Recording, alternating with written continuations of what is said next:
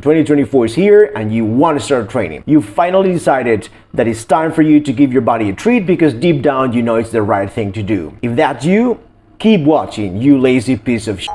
Wait, what? Do you really think it's too much? Alright. My editor will cut it out. There is no editor.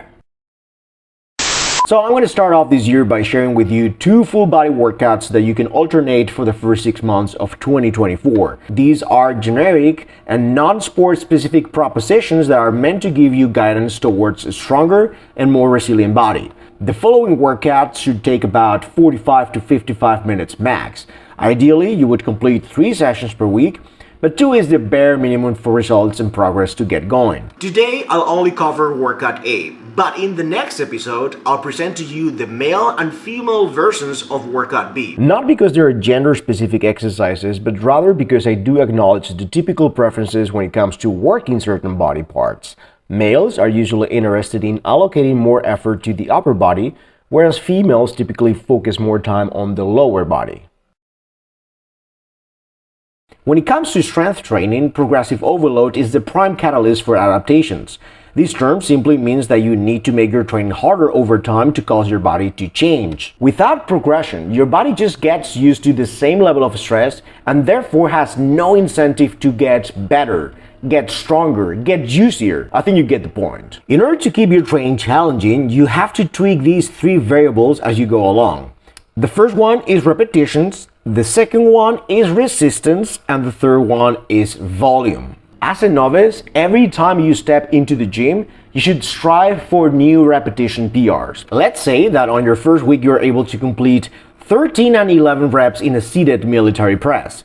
Put together, that's a total of 24 reps. The next time you do this exercise, you should seek to surpass your previous performance. When working with sets over 10 reps, I want you to add more weight to the exercise every time you manage to complete 7 to 8 additional reps to your initial performance, or assume a more disadvantageous position as I'll explain later on. In those rare instances when you work with sets below 10 reps, I want you to add more weight every time you improve your numbers by at least 5 to 6 repetitions. You might be able to add resistance fairly regularly at the start, but as weeks go by, the rate of progress will gradually slow down. But don't sweat it. Your whole entire focus at the start should be to improve your body awareness in space by learning a decent technique in all of the lifts prescribed in your program, while developing the mindset of coming to the gym to beat your previous numbers. That's all you should worry about for now. Once you hit your rep goal in a given lift, then and only then you add resistance to the exercise. That means more weight. Using the same example, if you started working with 4 kg dumbbells during the military press, now you would pick 5 kilo dumbbells. Repeat the same progression scheme until you add 7 to 8 additional reps with a new weight, and then go for the 6 kilo dumbbells, and so on and so forth. When possible, I'd still want you to complete sets with rather higher repetitions in order for you to practice each movement a little bit more. When performing bodyweight movements, you could add resistance by tweaking your body position. The easiest example to visualize is through a push-up at a rack. Once you hit your repetition target, you'd place the bar at a lower height so that you would assume a more disadvantageous position. This makes the exercise harder because you now have to overcome a larger percentage of your body mass. Volume is at this point the least important variable of the 3. However, every 4 weeks allow you to add 1 extra set to whatever exercise you enjoy or movement you want to prioritize. That means that in 6 months you will have added 5 extra sets. Just make sure that the extra work is not allocated to the same exercise over and over again. I would much rather have you complete a maximum of 3 sets per exercise per workout. I think it would be a major disservice to you if I didn't touch upon the importance of a comprehensive warm-up that covers all the bases. I can't count the number of times I've heard stories of nagging joint pain or injuries of all kinds when people talk about physical activities they participate in. I know this isn't the fancy stuff you're here for, but the truth of the matter is that the body needs some priming before you work with higher intensities. Not paying your dues to your body prior to strength training will be costly down the road. In addition to a good, well thought out, and full body warm-up, I would like to introduce you to the concept of ramp-up sets. For those who move along according to a progressive plan and thus gradually use heavier weights over time, Ramp-up sets are the best way to bridge your warm-up and the working sets laid out on your program. Warm-ups are great, but they are generic and non-specific. So when it comes to a given exercise, you need to perform said exercise with less resistance so that you give your body a chance to acclimate to the movement and also prepare for what's coming. Generally speaking, after a proper warm-up, beginners might need 0 to 1 ramp-up sets in preparation for smaller single-joint lifts, whereas big lifts might require 1 to 2 ramp-up sets before putting your working load on the bar. Now on to the good stuff.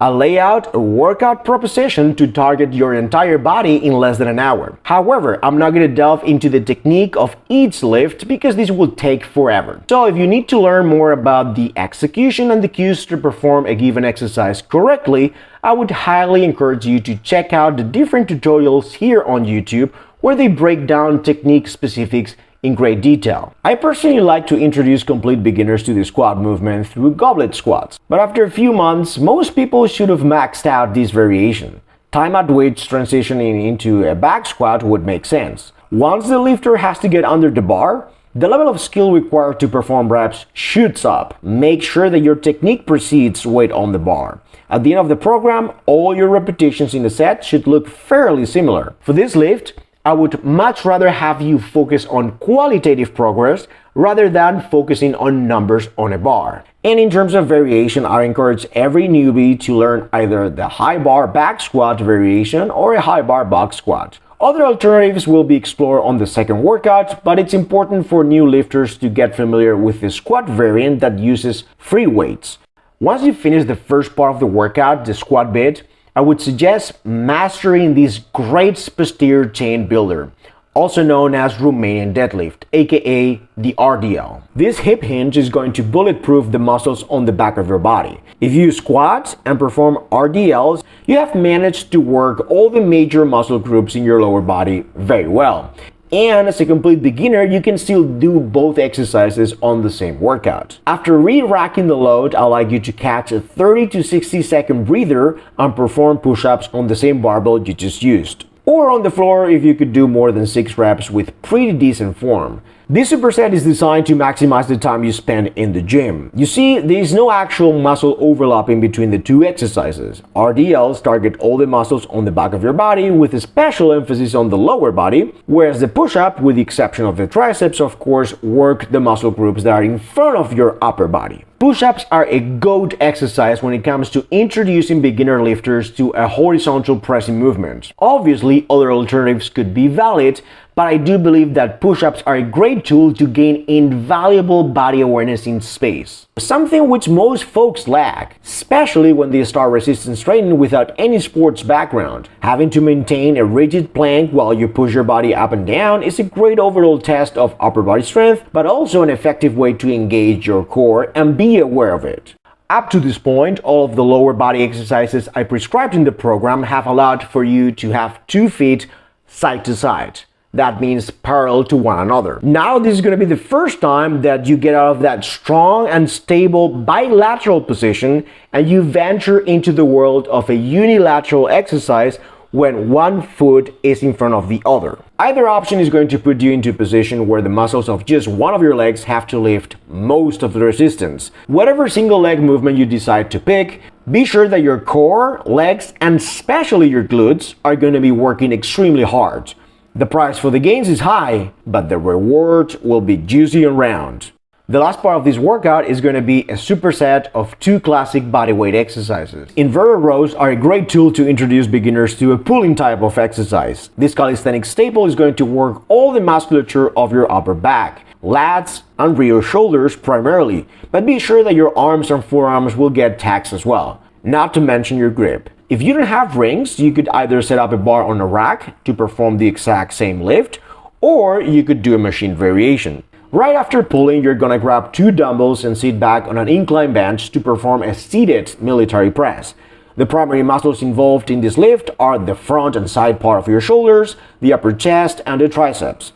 The first movement is a horizontal pulling motion, whereas the second is a vertical press. The horizontal press has been covered prior with push-ups, and the vertical pulling motion will be explored in the second part of this video, where I will share workout B. Make sure to check it out once I publish it, because in this second episode of this series, I'm going to gift you with a couple of bonus tips that will come in really handy as you come along in the program. You should be able to find this video up here. Thank you for watching, and see you next time.